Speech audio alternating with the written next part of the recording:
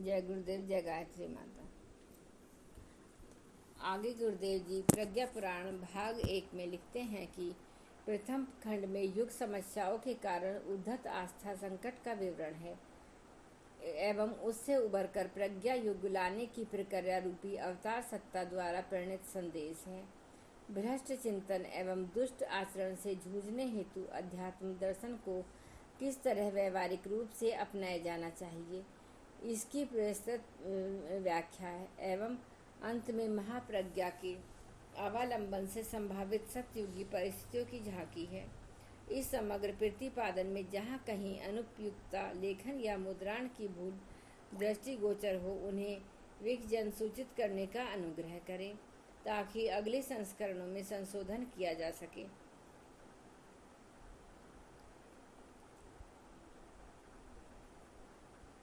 लोक कल्याण जिज्ञासा प्रकरण प्रथमो अध्याय।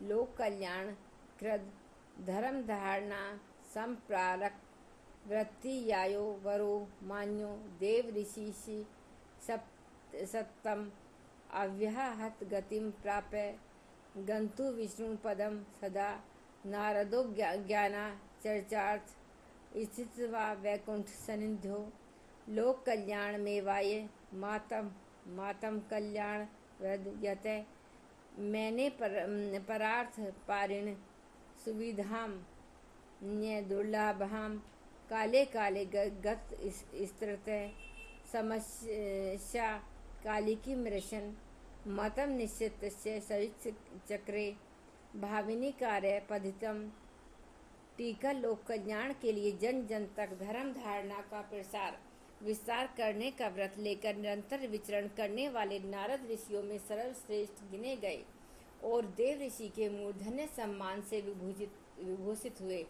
एकमात्र उन्हीं को यह सुविधा प्राप्त थी कि कहीं भी बिना किसी रोक टोक विश्वलोक पहुँचे और भगवान के निकट बैठकर अभीष्ट समय तक प्रत्यक्ष ज्ञान चर्चा करें।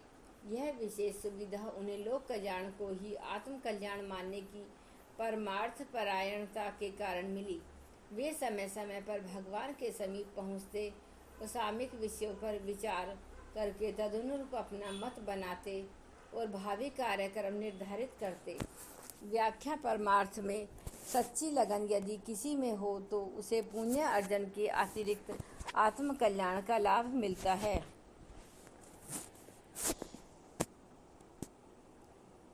व्याख्या परमार्थ में सच्ची लगन यदि किसी में हो तो उसे पुण्य अर्जन के अतिरिक्त आत्म कल्याण का लाभ मिलता है।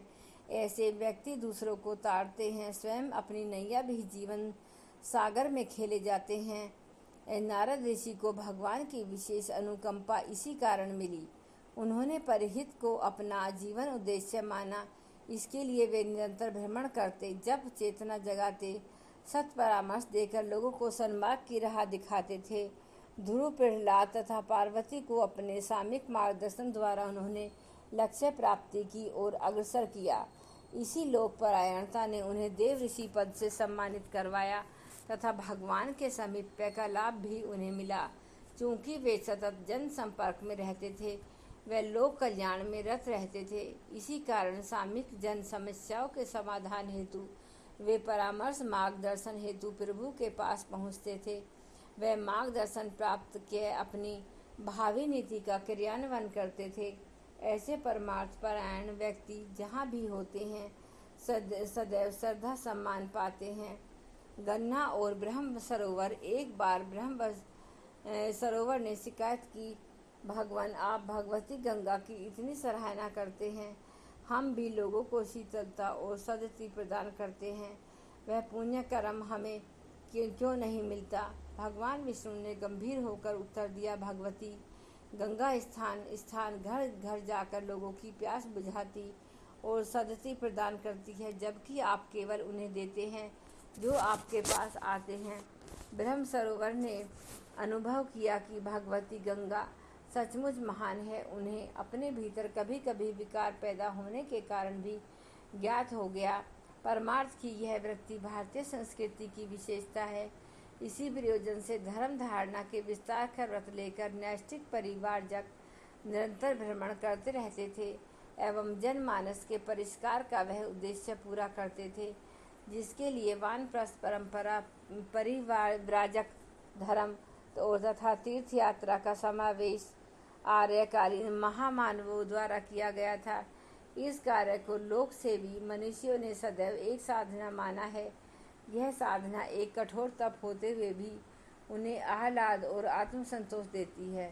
प्रतिमा पगडंडी पर्वत शिखर पर बने मंदिर की प्रतिमा ने एक सामने वाली पगडंडी से सहानुभूति दिखाते हुए कहा, भद्रे, तुम कितना कष्ट सहती हो, यहाँ आने वाले कितने लोगों का बोझ उठाती हो, यह देखकर हमारा जी भर आता है।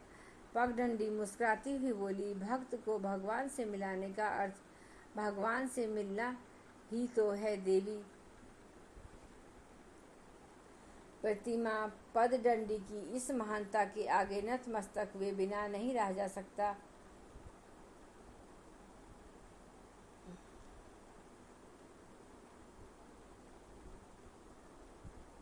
आज के लिए बस इतना ही।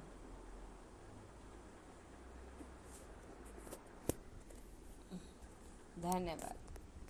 आप सभी इसको बहुत ध्यान से सुनना क्योंकि ये प्रज्ञा पुराण भाग 1 है। गुरुदेव जी ने लिखा है। आप खुद भी सुनना तथा दूसरों को सुनने के लिए प्रेरित करना। अब एक बार गायत्री मंत्र हमारे साथ साथ। ओम भूर्भुवः स्वः तत्सवितुर्वरेण्यं भर्गो देवस्य धीमहि धियो यो न प्रचोदयात्। जय गुरुदेव। जय गायत्री माता।